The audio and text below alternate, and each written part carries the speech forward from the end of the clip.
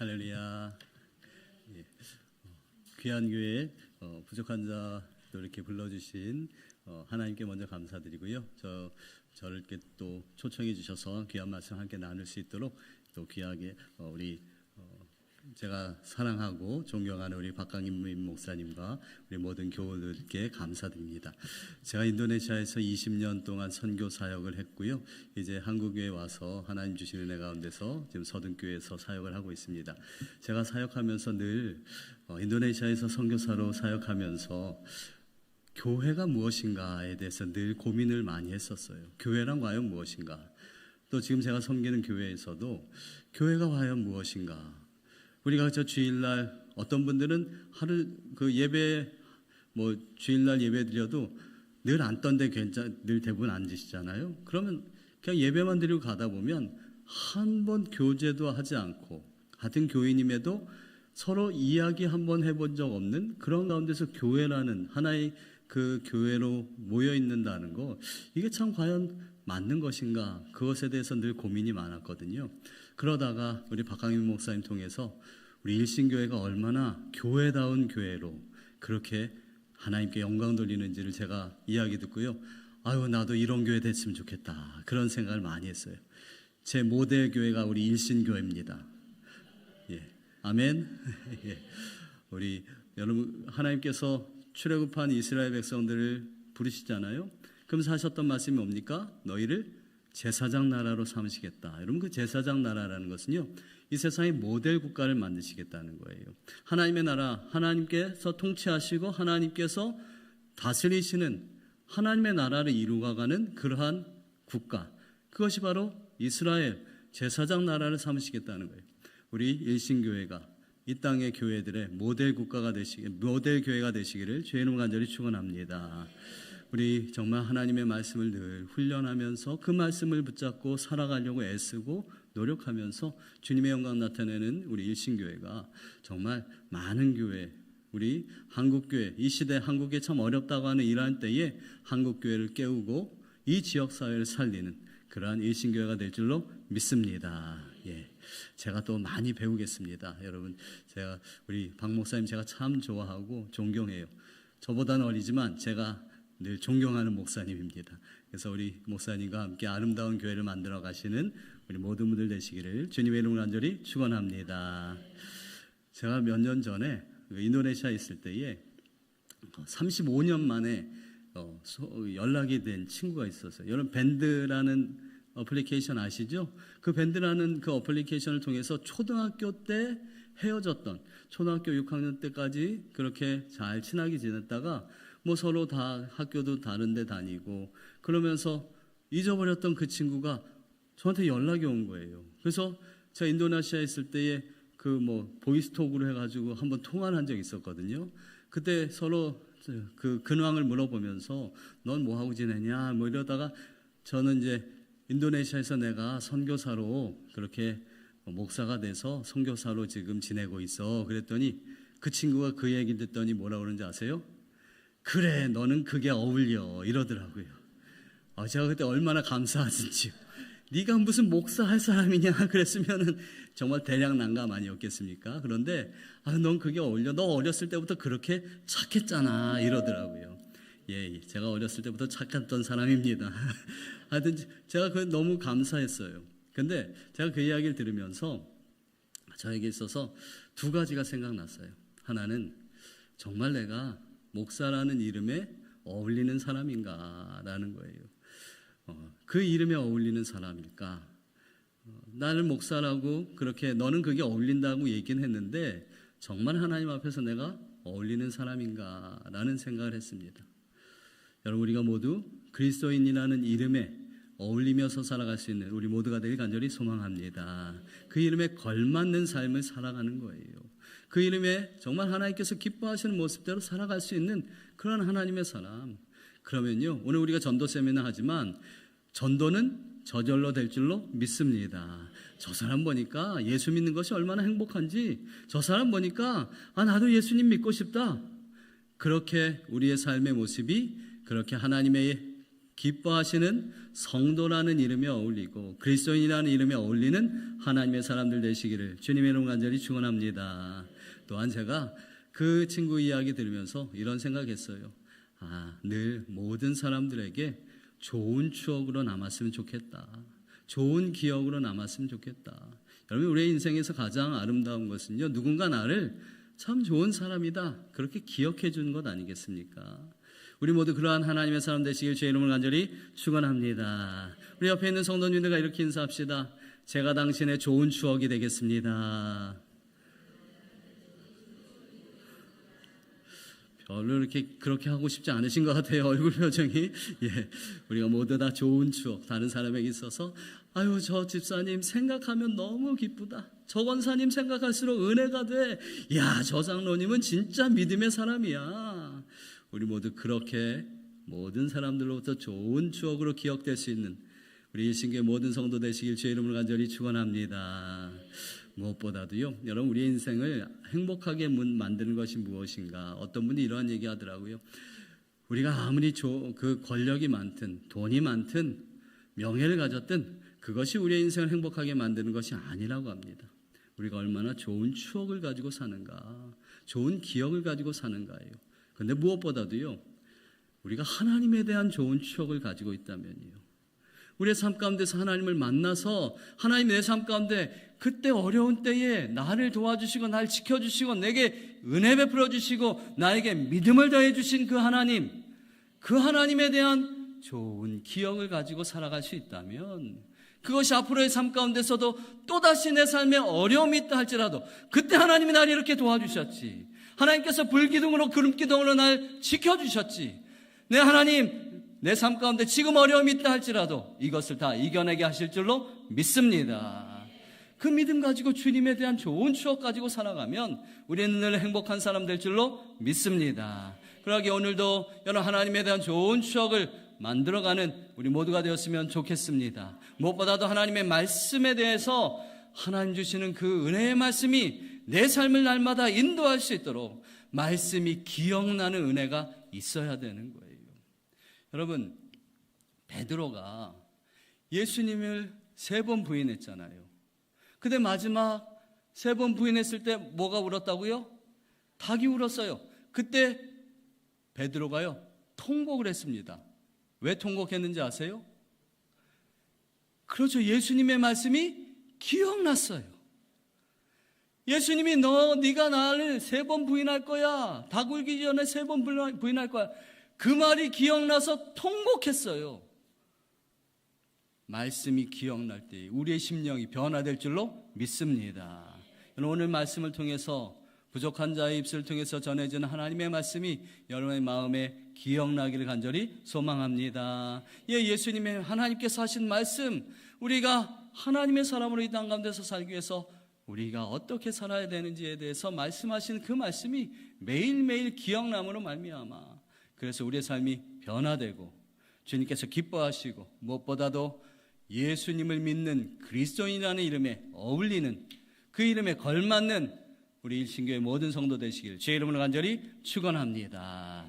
오늘 우리가 전도 세미나로 모였어요. 여러분, 전도 세미나, 여러분 요즘 우리 한국교회 가장 큰 이슈 중에 하나는요, 선교적 교회입니다. 선교적 교회. 이 선교적 교회를 영어로 미셔널 처치라고 합니다. 여러분, 이 말은 선교하는 교회, 처치 위드 미션하고는 다른 말이에요. 여러분, 그저 우리가 교회 안에서 선교가 하나의 프로그램으로, 선교 그냥 하나의 그 여러 가지 사역 중에서 선교가 하나의 프로그램으로 그렇게 되어지는 것은요, 처치 위드 미션, 선교하는 교회지 그 교회가 선교적 교회가 아닙니다. 그러면 선교적 교회라고 할 때에 선교적 교회라는 말은 도대체 무슨 의미인가? 여러분, 우리 하나님에 대한 성품을, 여러분, 하나님의 속성, 하나님의 성품 뭐가 있을까요? 하나님은 사랑이시다. 사랑의 하나님, 이게 하나님의 속성이죠. 또 하나님은 나 여호와 너희 하나님이 거룩하다. 그러니 너희도 거룩하라. 하나님은 거룩하십니다. 그죠? 또 하나님은 공의의 하나님이세요. 이런 여러 가지 하나님의 속성이 있어요. 하나님의 성품이 있습니다. 그 가운데 하나가 바로 선교하는 하나님이시라는 거예요. 그러니까 하나님, 사랑의 하나님, 그와 마찬가지로 선교의 하나님, 미시오 데이라고 표현하죠. 선교의 하나님, 이것은요 하나님의 속성이라는 거예요. 그저 하나의 프로그램으로 선교하는 것, 전도하는 것, 그것이 아니라 하나님은 전도하시고 선교하시는 이가 한마디로 선교의 하나님은요, 우리가 선교적 교회라는 것은 선교가 하나의 프로그램이라서 저 해외 선교하는 것만을 이야기하는 것이 절대로 아닙니다, 여러분. 생명을 낳는 것이 바로 선교예요. 생명을 낳는 것이 전도예요. 하나님은 생명을 낳는 하나님이신 줄로 믿습니다. 그래서 오늘 분명히 오늘 말씀에서요, 그 하나님에 대한 말씀을 우리 예수님께서 이렇게 표현하세요. 우리 함께 오늘 본문 4절 말씀 같이 한번 읽어볼까요? 다시 한번 4절 말씀 같이 읽습니다. 시작. 때가 아직 낮음에 나를 보내신 이의 일을 우리가 하여야 하리라. 밤이 오리니 그때는 아무도 일할 수 없느니라. 아멘. 여러분 여기 보면요, 나를 보내신 이라는 표현이 나옵니다. 여러분 요한복음에 보면 보내신이라는 표현이 총 39번 나와요. 한글 성경에서만 39번이 나오고요, 나를 보내신이라고 표현한, 예수님께서 직접 나를 보내신이라고 표현하는 것이 29번이 나옵니다.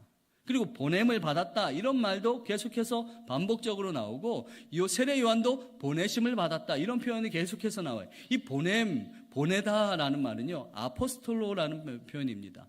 그 말에서 아폴스톨로스, 즉 사도라는 말이 나온 거고요, 아포스톨이라고 우리가 사도를 지금도 우리 영어 성경에서는 아포스톨이라고 표현하지 않습니까? 이 보내다라는 말이, 예수님은 철저하게 당신의 정체성을 하나님이 나를 보내셨다라고 표현하고 있어요. 즉 무슨 말입니까? 세상의 생명들을 구원하시기 위해서, 생명을 낳게 하시기 위해서, 생명들을 하나님께서 온전한 하나님의 사람으로 만드시기 위해서 하나님 아버지가 나를 보내셨다.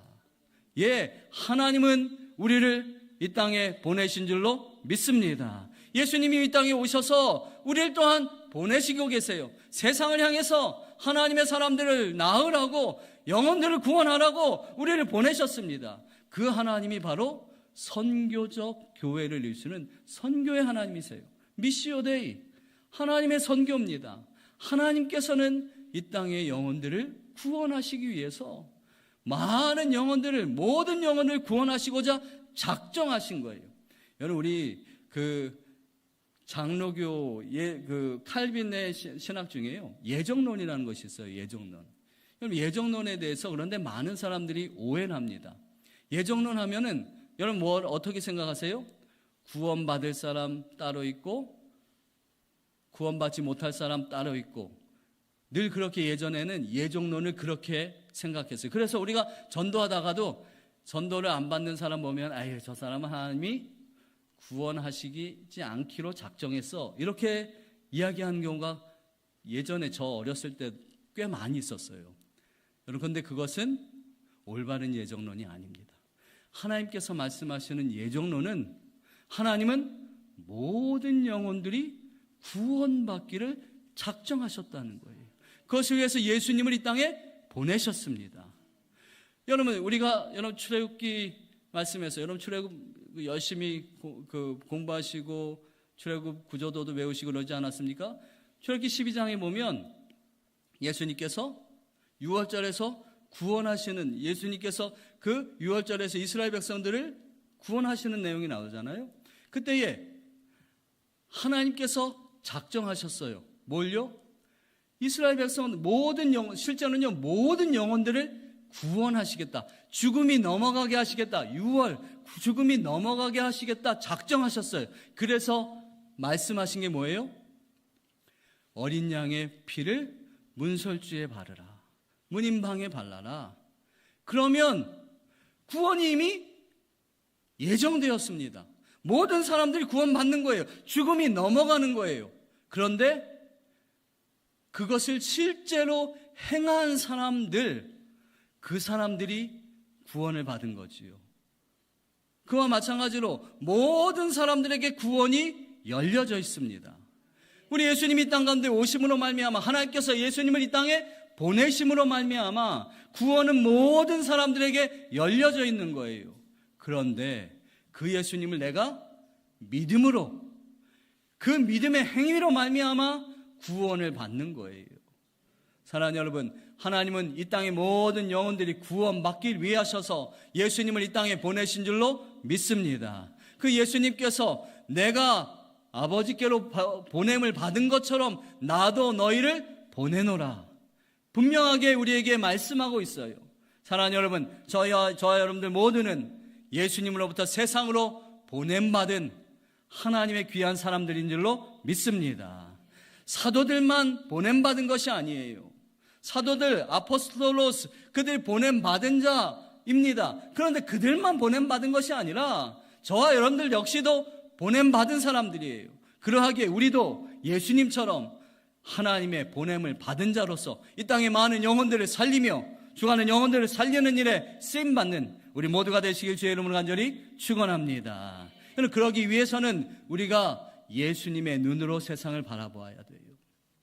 예수님께서 바라보신 그 눈으로 우리도 세상을 바라보아야만 합니다. 오늘 말씀해 보면은 예수님께서 바라보시는 그러한 그 예수님의 눈을 우리에게 날 때부터 맹인된 사람을 고치시는 그 실로암에서의 그 사건을 통해서 말씀하고 있습니다. 우리 함께 1절 말씀 다시 한번 읽어봅시다. 1절 말씀 같이 읽습니다. 시작. 예수께서 길을 가실 때에 날 때부터 맹인된 사람을 보신지라. 그럼 여기 보면 예수님이 보셨습니다. 누굴 보셨어요? 날 때부터 맹인된 사람을 보았습니다. 그런데 예수님이 보는 그 눈은 제자들이 보는 눈과는 달랐어요. 자, 우리 2절 말씀 같이 읽어보겠습니다. 2절 같이 읽습니다. 시작. 제자들이 물어 이르되 라삐여, 이 사람이 맹인으로 난 것이 누구의 죄로 인함이니까? 자기니까 그의 부모니까? 여러분, 이 말씀은 제자들은요, 지금 제자들이 말하는 그 날 때부터 맹인된 사람을 바라보는 제자들의 시각은 예수님의 시각과는 전혀 달랐습니다. 지금 제자들이 하는 말이 뭡니까? 예수님, 라삐여, 저자가 죄인입니다. 죄인. 저자가 누구 죄 때문에 저렇게 태어났습니까? 자기 죄 때문입니까? 부모의 죄 때문입니까? 이 말이 뭐예요? 한마디로 저자는 죄인입니다. 그를 죄인으로 낙인을 찍어버리고 있는 거예요. 저 사람을 바라볼 때에 저는 죄인입니다 라고 죄인으로 그를 바라보고 있는 거예요. 여러분, 오늘 이 날 때부터 맹인된 사람 어떤 사람입니까? 8절에 보면요, 우리가 읽지는 않았지만 7절까지 오늘 읽었는데요, 8절에 보면 그 사람 어떤 사람이라고 표현해요? 구걸하는 사람이에요. 거린이었습니다. 길가에 앉아서 구걸하던 거린이에요. 불쌍한 사람이지요. 날 때부터 맹인되어서 앞을 볼 수 없으니 일할 수도 없어요. 그래서 할 수 있는 게 뭐예요? 그저 길에 앉아서 구걸하며 돈 달라고 사람들에게 그렇게 구걸하는 거지였어요. 여러분, 그의 행색이 어떻겠습니까? 뭐 화려한 옷을 입었겠습니까? 좋은 옷을 입었겠습니까? 아주 낡고 허름하고 볼품없는 그런 모습으로 그가 사람들에게 구걸을 하고 있었겠지요. 근데 그를 향해서 제자들이 그를 바라보는 시각은 저자가 죄인이라고, 그에게서 죄를 찾아내려고만 하는 거예요. 그를 죄인으로 몰아세우고 있습니다. 그런데 예수님은 어떻게 그를 바라보셨을까요? 예수님은 그를 긍휼의 눈으로 보셨습니다. 날 때부터 맹인이라는 말, 여러분, 날 때부터 맹인이라는 그 말 자체가 그의 아픔을 이야기하는 거예요. 그가 어려서부터 날 때부터 맹인이니 아무것도 할 수 없지요. 사람들로부터 늘 손가락질 당했겠지요. 사람들로부터 무시당했겠지요. 그의 마음을 주님께서 아셨습니다. 그러하기에 그를 불쌍히 여기는 눈으로 주님은 그를 바라보셨던 거예요. 사랑하는 여러분, 저와 여러분들이 예수님의 눈을 가지고 세상을 바라볼 때에 특별히 우리 주변에 정말 불쌍한 영혼들, 그들을 불쌍히 여길 수 있는 하나님의 사람 되길 주의 이름으로 간절히 축원합니다. 여러분 누가 가장 불쌍할까요? 여러분 주변에 이렇게 거린 그런 사람들 요즘은 별로 많지 않지요. 아니 그런 사람들도 불쌍하지만 제일 불쌍한 사람이 누구예요? 예수님을 몰라서 삶에 희망이 없는 사람들, 그 사람들이 가장 불쌍한 것 아닙니까? 오늘 우리가 전도해야겠다 그렇게 마음 먹는 이유가 뭡니까? 하나님을 몰라서, 예수님을 몰라서 영원한 천국이 아닌 영원한 지옥에 빠지는 그 사람들을 불쌍히 여길 수 있는 저와 여러분들 되시기를 주의 이름으로 간절히 축원합니다. 우리 예수님께서는요, 오늘 이 날 때부터 맹인된 사람, 그를 불쌍히 여기셨습니다. 모든 사람들은 항상 불쌍히 여기시고 긍휼히 여기셨어요. 여러분 성경에 보면 그 마태, 마가, 누가복음, 그 공간복음에 동일하게 기록된 사람들이 그렇게 많지 않거든요. 근데 그 가운데서 예수님께서 나병 환자를 고치시는 이야기가 마태, 마가, 누가복음에 동일하게 공간복음에 기록되어 있습니다. 근데 그 내용이요, 마태복음 8장 2절의 내용이 그대로 마가복음, 누가복음에도 동일하게 쓰여져 있는데 제가 한번 읽어볼게요. 마태복음 8장 2절에 이런 말씀이 있습니다. 예수께서 손을 내밀어 그에게 대시며 이르시되 내가 원하노니 깨끗함을 받으라 하시니 즉시 그의 나병이 깨끗하여 진지라. 여러분, 나병 환자를 예수님께서 고치실 때에 그저 말로만 내가 원하노니 너의 그 나병이 깨끗하여 질지어다 그렇게 하시지 않으고요, 오늘 말씀에서 마태, 마가, 누가복음에서 동일하게 기록된 내용이 이것입니다. 예수께서 손을 내밀어 그에게 대시며 이르시되. 여러분, 나병 환자가 어떤 사람이에요? 문둥병자, 나병 환자는요, 구약 성경에 보면, 율법에 보면 나병 환자가 나타나면 돌을 던지라고 그랬어요. 왜 그랬을까요? 부정하니까 돌을 던지는 거죠. 하지만 그것보다 더 중요한 의미가 있어요. 돌을 던지는 이유는 가까이 오지 못하게 하는 거예요. 나병 환자가 가까이 오면 이 문둥병은 전염되는 병이기에 가까이 오지 못하게 하는 거예요. 자, 그러면 이 건강한 사람의 입장에서는 가까이 오지 못하도록 하는 병의 근원이지만 나병 환자에게 있어서는 평생 동안 누구도 그에게 손을 대본 적이 없는 불쌍한 사람인 거예요. 여러분, 나병 환자가 처음부터 나병이 아니라 결혼하고 가정을 가졌던 사람도 나병에 걸릴 수가 있습니다. 그러면 결혼해서 아내와 함께 살을 섞고 살았던 그 사람이 어느 날 갑자기 나병이 걸렸어요. 그러면 아내와 가까이 할 수가 없는 거예요.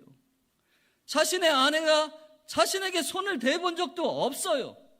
거기다가 자신에게 만약 아이가 있었다면, 깐난장이 아이가 있었다면 그 아이를 얼마나 안아보고 싶겠습니까? 그를 안고서 나도 다른 사람처럼 그렇게 내 자녀로 인해서 내 자녀를 볼에 비비면서 그렇게 감격하며 기뻐하고 내 피나는 것 때문에 정말 눈물 흘리고 싶을 터인데 그러지 못하는 거예요. 근데 그에게 예수님이 어떻게 하셨다고요? 손을 대셨어요. 손을 대셨어요. 그저 말로만 네 병이 나았기를 원한다 하셔도 나을 텐데 예수님은 직접 손을 대셨어요. 그것은 그 나병 환자의 아픔을, 진정한 그의 마음의 아픔을 아셨기에 그의 외적인 병뿐만 아니라 내면의 병까지도, 내면의 그 아픔까지도 다 어루만져 주시고 낫게 하시는 분이 우리 예수님이신 줄로 믿습니다. 그 예수님을 우리가 전하는 하나님의 사람 되길 간절히 소망합니다. 이 땅에는 많은 사람들, 세상에서 많은 사람들이 잘 사는 것 같이 보여요. 세상 모든 사람들 아주 평안한 것 같이 보입니다. 하지만 그 모두에게는 진정 마음의 병이 있어요. 예수님을 몰라서 소망을 잃어버린 사람들이 너무너무 많습니다. 그들의 그 내면의 그 병까지도 치유할 수 있는 우리 모두가 되시길 주의 이름으로 간절히 축원합니다. 무엇보다 가장 중요한 것, 예수님을 소개해야 합니다. 예수님을 전해주는 우리 모두가 되어서 이 다음에 여러분 저 천국 이 다음에요. 지금 당장 말고 이 다음에 여러분 저 천국 가셨을 때에 그 사람이 여러분 만나면 고맙다고, 감사하다고, 나에게 예수님 전해줘서 내가 이렇게 천국 와서 영생을 누리고 있다고, 그렇게 여러분들에게 감사할 수 있을 줄을 그렇게 되시길 주의 이름으로 간절히 축원합니다. 자, 두 번째로 예수님께서 가진 눈은 무엇일까요? 우리 함께 3절 말씀 같이 읽어봅시다. 3절 말씀 같이 읽습니다. 시작. 예수께서 대답하시되 이 사람이나 그 부모의 죄로 인한 것이 아니라 그에게서 하나님이 하시는 일을 나타내고자 하심이라. 아멘. 여러분, 제자들의 시각과 예수님의 시각은 너무너무 다릅니다. 똑같은 것을 바라보았지만 전혀 다른 모습으로 평가하고 있는 거예요. 우리가 너무나도 잘 아는 민수기 14장에 보면 가데스 바네아에서 12명의 정탐꾼 사건 너무나도 잘 알고 계시지 않습니까? 실제로 하나님은 이스라엘 백성들을 시내산에서 1년 동안 성막도 짓게 하시고 각종 모든 법률도 알려주시고 십계명도 주시고 그런 가운데서 이제 준비가 다 되었다 해서 그들을 막바로 가나안 땅으로 데리고 가시기를 원하셨어요. 근데 가다가 사단이 일어났죠. 뭡니까? 가데스 바네아에서의 12명의 정탐꾼 가운데서 10명의 정탐꾼은 그 땅에 대해서 악평합니다. 하나님께서 허락하신 적과 꿀이 흐르는 땅에 대해서 악평하며 그 땅에 안악자손들이 있다. 그들은 거인인데 우리는 그들에 비해서 메뚜기다. 그들은 메뚜기 신앙을 가지고 있어요. 그런데 단 두 사람, 여호수아와 갈렙은 뭐라고 말합니까? 그들 두려워하지 말아라. 이미 그들은 우리의 밥이다. 왜요? 그들 눈에도 똑같은 걸 보았어요. 여호수아와 갈렙이 그 땅에 있는 거인들을 보지 않은 게 아닙니다. 똑같은 것을 보았어요. 그러나 그들은 믿음의 눈으로 하나님이 함께 하신다는 그 믿음의 눈으로 바라보았던 거예요. 똑같은 것을 바라보지만 바라보는 시각이 전혀 다릅니다. 여러분, 오늘 예수님은 지금 낳을 때부터 소경된 사람, 낳을 때부터 맹인된 사람을 바라보실 때에 죄인으로 바라보지 않았어요. 예수님은 그를 통해서 하나님께서 하실 놀라운 일을 바라보았던 겁니다. 저와 여러분들에게 이런 눈이 있기를 주의 이름으로 간절히 축원합니다. 여러분, 코로나19를 겪으면서 한국교회는 너무너무 힘들고 어려운 상황 가운데 있습니다. 제가 2022년도에 한국에 돌아와서 2023년도에 지금 서둔교회 부임하고 서둔교회 부임해서 모든 가정들 또 뭐 다 할 수 없어서 구역별로 해가지고 제가 신방을 했어요. 뭐 1년 넘게 2년에 걸쳐서 지금 신방하면서 구역마다 모여지는 구역에서 다 고백하는 것들이 뭔지 아세요? 코로나 전에는 우리 아들, 딸이 잘 믿었는데 코로나 지내면서 교회를 안 가요. 이런 사람들이 너무 많은 거예요. 제가 이 코로나 팬데믹을 바라보면서 도대체 하나님 왜 이러한 시련이 우리 한국교회, 아니 전 세계 교회에 하나님 이러한 시련이 있습니까? 여러분, 지금 솔직히 전도한다는 것이 얼마나 어려운지 몰라요. 코로나19를 겪으면서 더 어려워졌지요. 올해 초에 발표된 그 보고서에 보니까 우리 한국교회, 기독교에 대한 신뢰도가 몇이라고 나와요? 4번째더라고요, 4번째. 세 번째인데, 첫 번째는 천주교, 뭐 한 30% 거의 가깝게 되고, 두 번째는 불교, 20% 넘어요. 세 번째가 우리 기독교인데요, 17%래요. 근데 네 번째가 뭔지 아세요? 원불교인데 16%래요. 아니, 예전에 원불교가 있는지도 몰랐는데 원불교라는 종교보다 1%가 더 한국 기독교가 신뢰도가 있다는 거예요. 지금 이게 말이 되는 상황입니까? 그러다 보니 우리가 교회 예수님을 믿으라는 말 전에도 잘 안 먹혀져요. 씨알이 안 먹혀요, 지금 솔직히. 그렇지만 저는 이러한 가운데서요, 도대체 하나님 왜 이 코로나19라는 상황을 왜 우리에게 주셨습니까? 저는 이제 인도네시아에 있을 때 코로나 상황이 왔거든요. 저도 그때 이제 한인교회 담임 목회를 하고 있을 때였는데, 제가 12년 동안 타문화권 선교하다가 이제 8년 한인교회를 섬기면서 목회를 했습니다. 담임 목사로.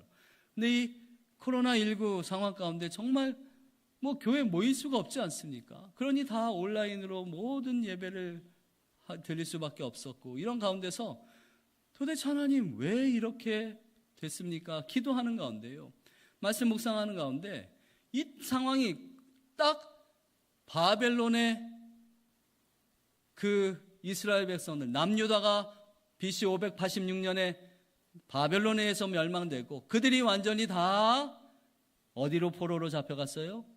바벨론 땅에, 저 갈대아 땅에 포로로 잡혀간 거예요.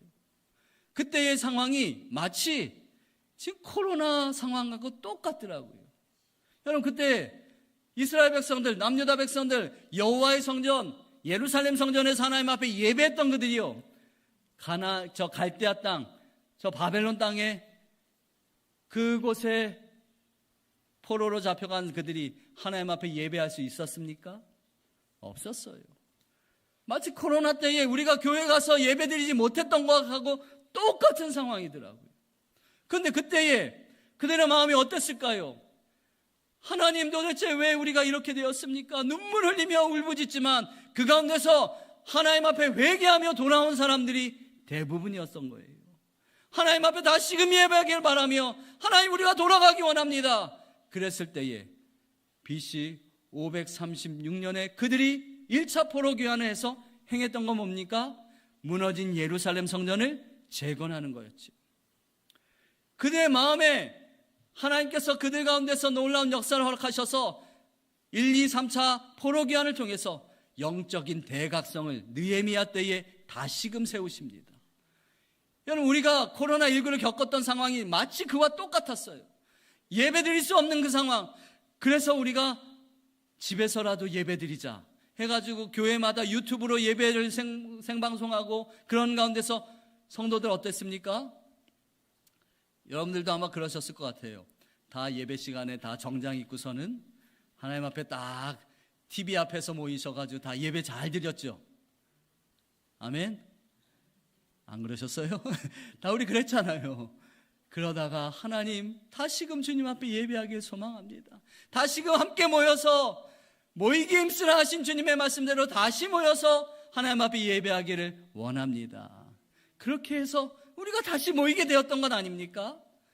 그런데 그 가운데서 수없이 많은 사람들이 가나안 성도가 되어버렸어요. 안나가 성도가 되어버렸어요.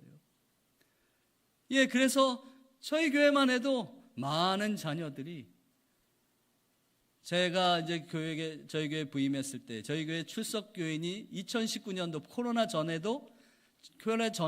출석 교인만 1200명 모였던 교회였거든요. 제가 부임해서, 물론 저희 교회가 좀 아픔이 있었습니다. 2022년도에 좀 아픔이 있었어요. 그래서 제가 부임했는데 그때 저희 교회 남은 사람들이요 500명이 안 되더라고요. 대부분의 코로나를 겪으면서 젊은 세대들이 다 교회를 이탈하는 거예요. 물론 전에 있던 목사님하고 어려움이 있었고, 그 목사님 코로나 때 아무것도 행하지 않고 뭐 이런 가운데서 좀 교회가 어려움이 있었어요. 하지만 궁극적으로는 코로나 사태가 교인들을 많이 이탈하게 만들었어요. 저희는 그래서 지금 그 가나안 성도들 다시 주님 앞으로 데려오기 위해서 정말 부단히 기도하며 노력합니다. 그런데 물론 그게 어려워요. 하지만 여러분, 우리가 예수님의 눈을 가지고 바라본다면, 우리의 시각이 똑같은 상황이지만 하나님을 믿는 믿음으로 주님 주시는 그 눈으로 바라본다면, 여러분, 그들은 이미 예수님을 믿었던 사람들이에요. 그래서 그들은 쉽게 주님 앞으로 돌아올 수 있을 줄로 믿습니다. 예, 물론 어렵도 있지요. 하지만 제가 경험해 보니, 제가 수없이 많은 사람들에게 그래서 전화하고, 우리 교역자들 모든 사람들이 열심으로 전도하며 그렇게 노력하니 많은 숫자가 또 돌아왔어요. 제가 그걸 보면서 하나님께서 똑같은 상황이지만 우리의 시각만 바뀌면, 믿음의 눈으로 바라본다면 하나님께서 분명히 놀라운 역사를 이루어 주실 줄로 믿습니다. 여러분, 스가랴에서 주님께서 분명히 말씀하세요. 예루살렘 성전을 재건하는 그 모든 가운데서 그들이 16년 동안을 성전 건축을 멈춘 적이 있어요. 성전 기초 2년 동안 쌓다가 외부의 방해로 인해서 또 내부적인 그들의 실망감으로 말미암아 예루살렘 성전에 비하면 지금 스룹바벨 성전 너무너무 초라하거든요. 그러니 그들의 마음에 실망이 생겨서 그것을 멈춘 16년 동안, 그때 하나님께서 학개와 스가랴 선지자를 통해서 그들에게 다시금 성전을 재건할 수 있도록 강하게 역사하시면서 스가랴 선지자를 통해서 하시는 말씀이 뭡니까? 이는이란 건 성전 재건, 성전 건축은 힘으로도 되지 아니하고 능력으로 되지 아니하고 오직 여호와의 영으로 되는 줄로 믿습니다. 여러분, 우리가 전도하는 것 내 힘 가지고 될 수 없습니다. 내 능력 가지고 할 수 없습니다. 우리가 아무리 말을 유창한다 할지라도 그들 마음에 주의 성령이 임하지 아니하면 할 수 없습니다. 그러나 성령께서 임하셔서 성령께서 도와주시면 우리가 아무리 정말 부족한 입술로 전하는 한마디를 듣는다 할지라도 그들의 영혼이 변화될 줄로 믿습니다. 분명히 그렇게 하실 줄로 믿습니다. 여러분, 그것을 바라보면서 주님만 의지하는 저와 여러분들 되시기를 주의 이름으로 간절히 축원합니다. 이게 물론 어려워요. 쉽지 않습니다. 그러나 하나님께서 우리에게 은혜를 베풀어 주실 줄 믿습니다. 그러하기에 여러분, 먼저 우리가 주의 영으로 충만해야 합니다. 우리가 먼저 예수님을 만나야 돼요. 제가 잠깐 제 간증을 하면요, 제가 1997년도에 신학대학원 1학년 재학 중에 이제 1학년 마치고 이제 그 우즈베키스탄이라는 나라에 그 견습 선교사를 갔습니다. 그때 저희 아이들이 이제 막 3살, 이제 만으로 3살, 4살 됐던 아이들 데리고요, 저 우즈베키스탄 사마르칸트에 아주 작은 사마르칸트의 위성도시 수베르라는 곳에 수베르 소망교회라고 아주 작은 교회를 섬겼어요. 거기에는 고려인들도 많이 있었고 또 우리 우즈베크 사람들도 있었지만 대부분 러시아 사람들이 많이 있었습니다. 한 70명 정도 모여서 예배 드리는 그러한 곳인데요. 그 주변에는 여러분, 우즈베키스탄 탄자로 끝나는 나라들 다 뭐라고 무슨 나라예요? 이슬람 국가들입니다. 탄이라는 말은요, 알라의 땅이다 이런 뜻이거든요. 그래서 우즈베키스탄, 카자흐스탄, 키르기스탄 이런 나라들, 아프가니스탄 이런 나라들 다 이슬람 땅이에요. 그러니까 무슬림들이 얼마나 많은지 몰라요. 그런 가운데서 교회는 아주 소수 종교지요. 저희 수베르 소망교회 주변에는요, 아주 불량한 청년들이 많았어요. 불량한 이슬람 청년들. 그래서 제가 이렇게 이제 교회에서 사역하고 예배드리고 있다 보면요, 가끔 이슬람 청년들이 저를 막 협박하고 위협해요. 근데 어느 날은 이런 표현을 써서 죄송합니다. 꼬챙이에다가요, 닭 목을 잘라가지고 피가 철철 나는데 그걸 가지고 제 앞에 딱 갖다 대면서 너도 이렇게 죽여버린다 이러면서 위협을 하는 거예요. 그런데 별로 그때는 그렇게 그게 저도 젊어서 그랬었는지 별로 걱정되거나 이러지 않았어요. 근데 어느 날 주일 예배 때에 주일 예배 다 마치고 이제 예배 마친 다음에 아이들이 다 교회 안에서 이제 마당에서 아이들이 막 뛰어놀고 있는데 저희 아이들도 3살, 4살 되는 이제 정말 제가 가장 사랑하는 아이들도 제 아들, 딸도 그곳에서 놀고 있는데요. 갑자기 밖에서 돌이 날아오기 시작하는 거예요. 막 돌을 던지는 거예요. 봤더니 저한테 막 죽이겠다고 위협했던 그 청년들이 밖에서 돌을 던지는 거예요. 근데 그때는 도저히 참을 수가 없더라고요. 그래서 제 주변에 없나 했더니 새막대기 하나 있길래 그거 들고선 쫓아나갔어요. 내 이놈들 하고서는. 그때는 좀 지금보다 솔직히 심한 말을 제가 쓰면서 나갔었습니다. 그랬더니 막 다 도망가더라고요. 그런데 제가 그러고선 다시 교회에 들어왔는데 제 모습이 얼마나 한심하던지. 제가 막대기를 땅에다 딱 던지고서는 다시 본당 안에 들어갔어요. 본당 안에서 교회 맨 앞 의자에 앉아가지고 하나님 앞에 얼마나 죄송하고 하나님을 보시기에 하나님 보기 얼마나 죄송하고 너무너무 제 모습이 한탄스러운지요. 하나님 앞에 눈물로 기도했습니다. 여러분, 제가 왜 우즈베키스탄 갔어요? 왜 우즈베키스탄 갔을까요? 선교하러. 그래서 선교인데 왜 선교하러 갔어요? 그 땅의 영혼들을 사랑한다고 제가 갔잖아요. 근데 그들한테 내 이놈들 하면서 솔직히 제가 다 죽여버린다 이러면서 나갔거든요. 그러니 제가 얼마나 한심스럽습니까? 아니, 저들 사랑하겠다고 하고서는 왔는데 다 죽여버리겠다 하고서는 막 쫓아가고 있으니 제 모습이 너무 한심스러운 거예요. 그래서 하나님 앞에 눈물로 기도하면서, 그런데 퍼뜩 기억난 분이 계세요. 누굴까요? 우리 하나님 아버지세요. 여러분, 제가 왜 못 참고 그렇게 뛰쳐나갔을까요? 물론 우리 교회 아이들도 있었지만 솔직히 제 아들, 딸이 거기 있었어요. 제가 가장 사랑하는 아들, 딸에게 돌이 날라오니 참지 못하겠더라고요. 근데 여러분, 우리 하나님은 예수님께서 십자가에 달리셨을 때 엘리 엘리 라마 사박다니, 나의 하나님 나의 하나님 어찌하여 나를 버리십니까? 그렇게 눈물로 주님 앞에 호소할 때에 내 이놈들 하면서 하나님께서 이 땅에 내려오지 않으셨어요. 예수님의 그 울부짖는 소리를 외면하셨습니다. 듣지 않으셨어요. 귀를 꽉 막고 듣지 않으셨어요. 왜요? 그 길만이 이 땅의 영혼들을 살리실 수 있는 길이시기에, 그것만이 이 땅을 구원하실 수 있기에 하나님은 외면해 버리셨습니다. 사랑하는 여러분, 우리 하나님이 이 땅의 영혼들을 그렇게 사랑하시는 줄로 믿습니다. 저와 여러분들도 그렇게 주님께서 사랑하시기에 우리를 주님께서 내 일을 맡아달라고 저희들을 부르셨어요. 저희들을 세상으로 보내셨습니다. 그 하나님의 은혜가 우리에게 먼저 임하기를 주의 이름으로 간절히 축원합니다. 주님의 은혜가 임해야, 주의 영이 임해야 주님의 영으로 우리가 전화할 수 있는 거예요. 우리의 힘으로 되는 건 아닙니다. 우리의 능력으로 될 수 없습니다.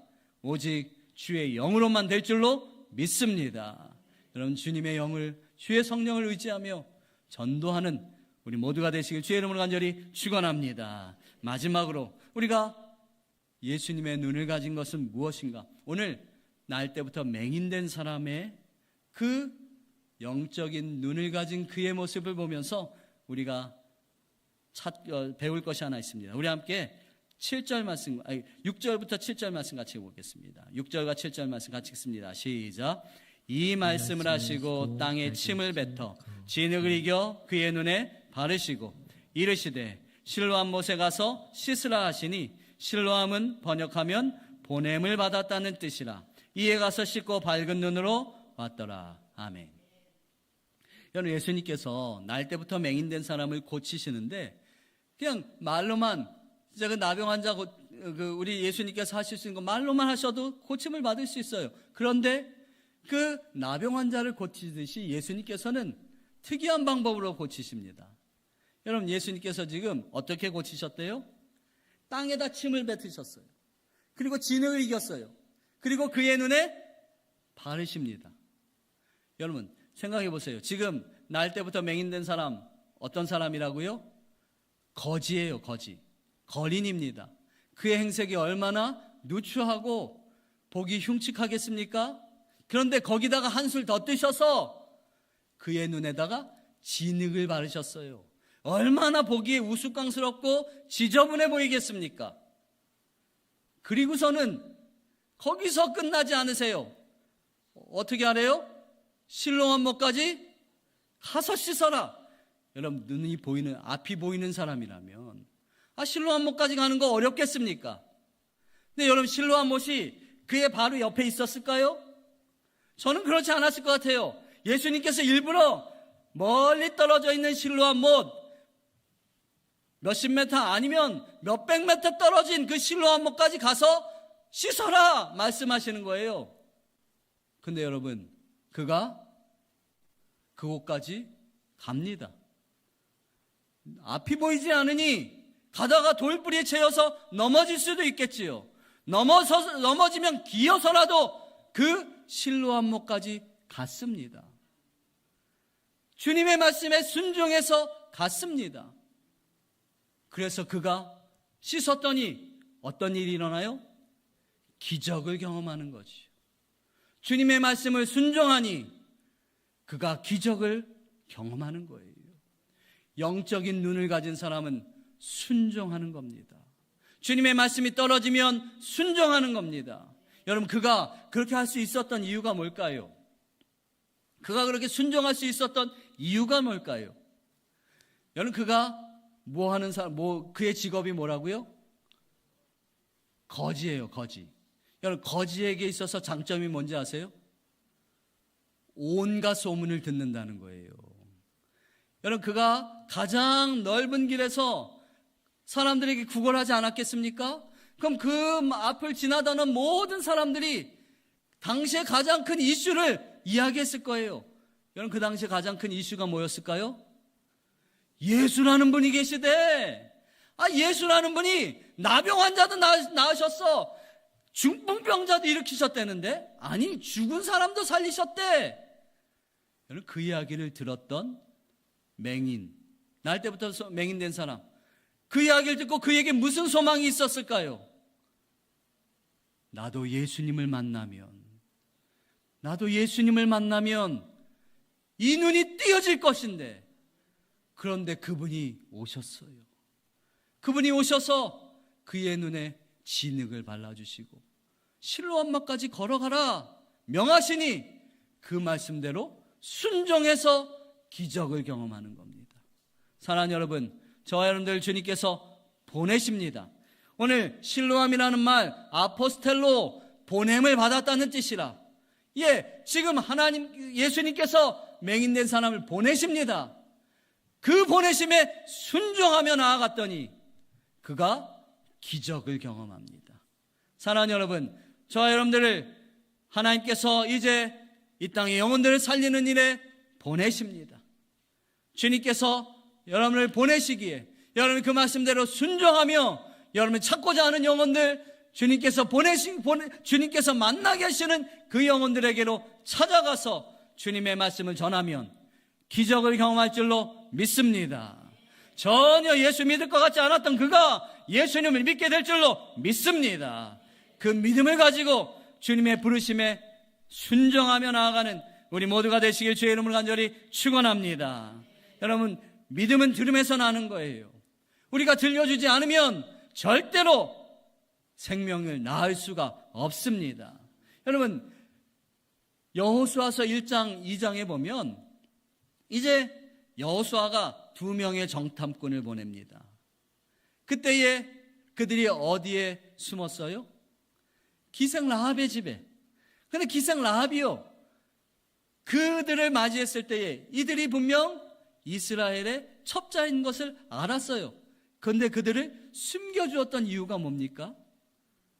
기생 라합은요, 이미 하나님에 대해서 들었어요. 너희 하나님이 천상천하에 유일하신 하나님이시다 라는 것을 그가 들었어요.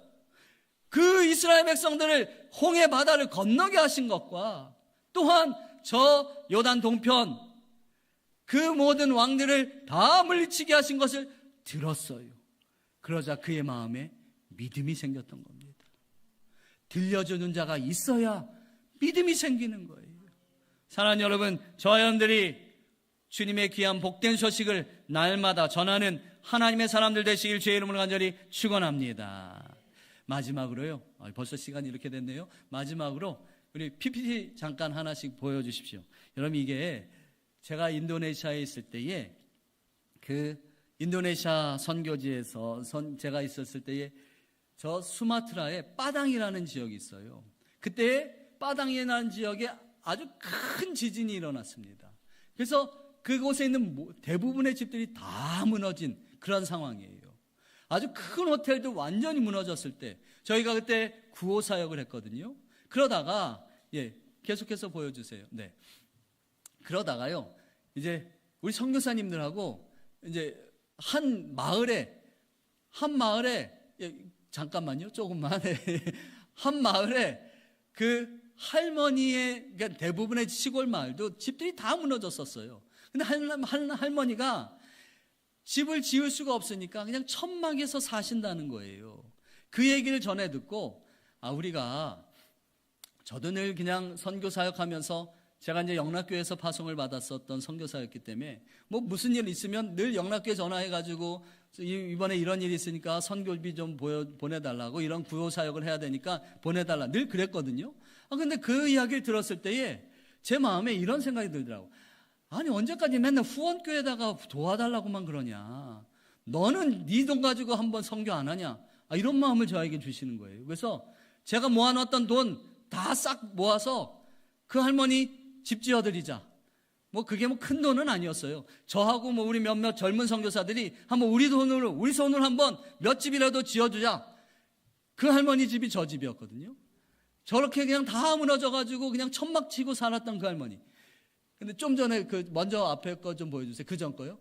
자, 이게요, 집 지어드리는 것도 어려웠지만 우리가 뭐 기술이 있었습니까? 근데요, 저 때 길이 다 끊겨가지고, 길이 다 무너져가지고요, 걸어서 저 건축자재를 짊어지고 가는데요, 한 4km를 갔어요. 와, 하루 종일 가는데요, 얼마나 힘들든지 집 지어드리기 전에 우리가 먼저 죽겠더라고요. 그래서 다음 거 보여주세요. 계속 그 다음 페이지요. 그 다음 거요. 저렇게 그냥 뭐 저희가 집을 지었어요. 그 다음 거요. 뭐 먹을 게 없어가지고 그냥 그냥 이 바나나 잎에다가 밥 싸가지고 와가지고 손으로 먹을 숟갈도 안 가져가서 손으로 먹고 있었던 그런 모습입니다. 그 다음, 이렇게 저희 젊은 선교사들이 함께 집을 지었습니다. 아이들도 함께요. 그 다음 보여주세요. 그리고 이제 제 아내와 사모님들은 그 당시에 아이들, 그때 그 지진으로 인해서 애들 다 트라우마에 걸려 있었던 아이들을 위해서 아이들 사역을 하고 있었을 때였습니다. 그러고, 그 다음 보여주십시오. 그래서 완공된 집이 저 집이에요. 판잣집이지만, 아까 그 할머니 그냥 비닐로 있어가지고 천막 쳐서 사신 것보다는 좀 낫잖아요. 하여튼 그래서 저 집을 지어드렸어요. 자, 그 다음 보여주세요. 그 할머니가 처음에는 저희 보더니 저놈들이 뭘 집을 지어줄 수나 있을래나 하고서는 처음에는 되게 아주 퉁명스럽게 하시더니 저 집 짓고 나니까 환하게 웃으시더라고요. 그 다음 보여주십시오. 그런데 제가 지금 말씀드리고자 하는 게 이거 보여드리라고 지금까지 이렇게 장황하게 설명되는데요. 저희가 다 한 5일 정도 그곳에서 저렇게 열심으로 수고하고 땀 삐질삐질 흘리면서 집 지어드리고선 돌아오는 길인데요. 다시 걸어서 한 5km 정도를, 4-5km를 걸어오는데 뒤를 갑자기 쳐다봤는데 쌍무지개 같은 거예요. 저희가 그래서 급하게 막 사진 찍자 해가지고 사진 적었는데요. 저의 마음이 얼마나 감사하든지. 하나님이 저희를 보면서 웃으시는 것 같더라고요. 하나님이 너무너무 기쁘다. 너희가 그런 일 한 거 너무 기쁘다. 저 할머니가 예수님을 믿으시게 될지 아닐지는 저희는 잘 몰라요. 솔직히 이슬람 할머니니까 우리가 그냥 예수 믿는 사람들이 와서 집 지어줬다. 그래도 그에게 복음이 전해졌다는 거, 예수 믿는 사람들이 여러분들을 사랑한다는 그 마음을 전해줬다는 거, 그것만이라도 주님께서 너무 기뻐하시는구나. 저희가 저 때 정말 얼마나 감격하며 울었는지 몰라요. 길거리에서 저 모습 보면서 정말 하나님 앞에 감사하며 펑펑 눈물을 흘렸습니다. 사랑하는 여러분, 여러분들이 복음을 전하며 보내심을 받은 그 모습 그대로, 예수님이 우리를 보내신 그 모습 그대로 순종하며 복음을 전하며 하나님께서 저 하나님의 나라에서 기뻐하여 주실 줄로 믿습니다. 여러분, 결과는 우리의 책임이 아니에요. 그건 하나님께서 하실 일이죠. 우린 그저 전하는 겁니다. 그러면 하나님께서 기뻐하셔서 그들의 심령에 변화를 일으켜 주시고 놀라운 역사를 일으켜 주실 일은 하나님의 목인 거예요. 우리는 그저 전할 뿐입니다. 그러면 그것만으로도 하나님께서 기뻐하실 줄로 믿습니다. 우리 모든 일신교회 성도님들, 하나님의 기쁨이 되고 주님의 말씀에 늘 순종해서 주님의 눈 가지고 이 땅의 영혼들을 불쌍히 여기며 복음을 전함으로 하나님의 기쁨이 되는 우리 모두가 되시기를 주님의 이름으로 간절히 축원합니다. 우리 함께 기도하겠습니다.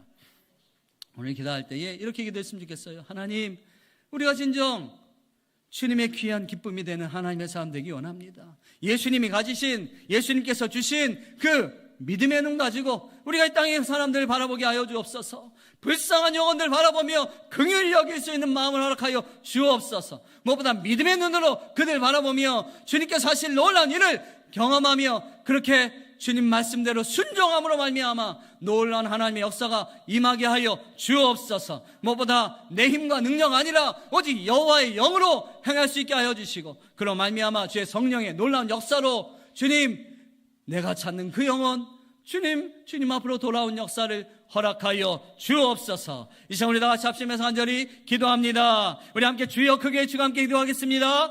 주여.